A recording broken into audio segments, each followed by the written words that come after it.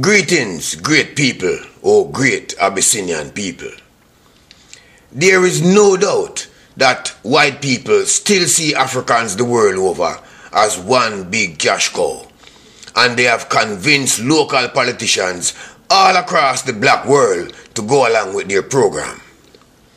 The methods or strategy white folks use to get politicians to agree range from offering them a bribe to offering them a spot in the local cemetery. Today, in 2015, the price is electricity, and the program is the same everywhere. Now in Jamaica, certain white-owned companies from foreign plan to build a 36 megawatt capacity wind farm in St. Elizabeth to produce electricity.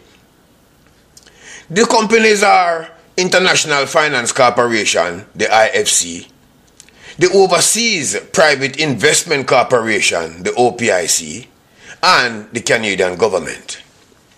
These three foreign-based foreigners will be assisting a locally based foreign company, Blue Mountain Renewables, to build the wind farm. Blue Mountain Renewables will then sell that electricity to the Jamaica Public Service, who will then sell it to the local people. These white-owned foreign companies invest strictly for profit, and they do this in large commercial projects that is disguised and presented to the local people as a government program aimed at reducing costs and promoting efficiency and development.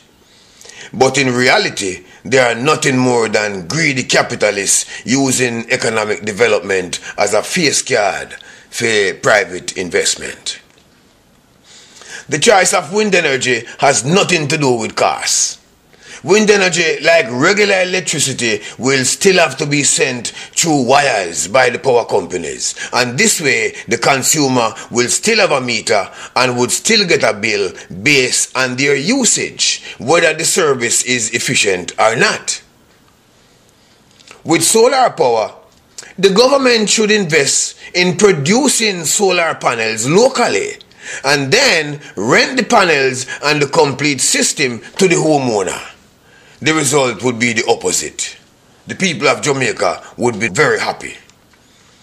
The local consumer would pay a monthly rental fee or a rent-to-own fee for the system.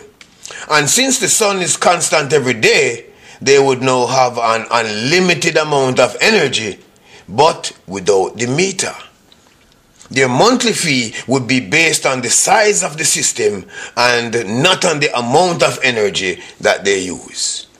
So if a person have a big house complete with air conditioning, they could rent, say, a 10-panel system for a set monthly fee.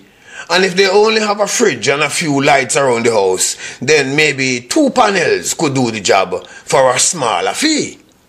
And this way, consumers could use as much electricity as they want, for as long as they want, whenever they wanted it, and at no additional cost. This is a much better deal for the people of Jamaica, because solar energy is by far a better option for the citizens in the area of cost, usage, dependability, use of land, and more. These PNP government ministers are obviously mentally bankrupt. They have fear instead of vision. Subsequently, their doings harm the people instead of helping them. Since these short-sighted lackeys did not foresee the change in technology, the choice of using the noisy and undependable wind energy instead of the quiet and reliable solar energy, that choice must have been made as a recent inclusion to accommodate the whims of the slave master's children.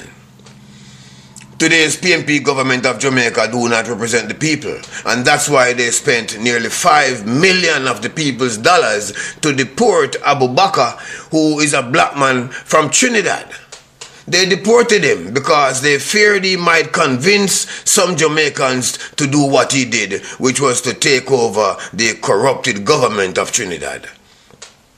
Solar energy is the most efficient, most cost-effective and dependable method of receiving electricity, and if we implement anything else, it will be the same old, same old.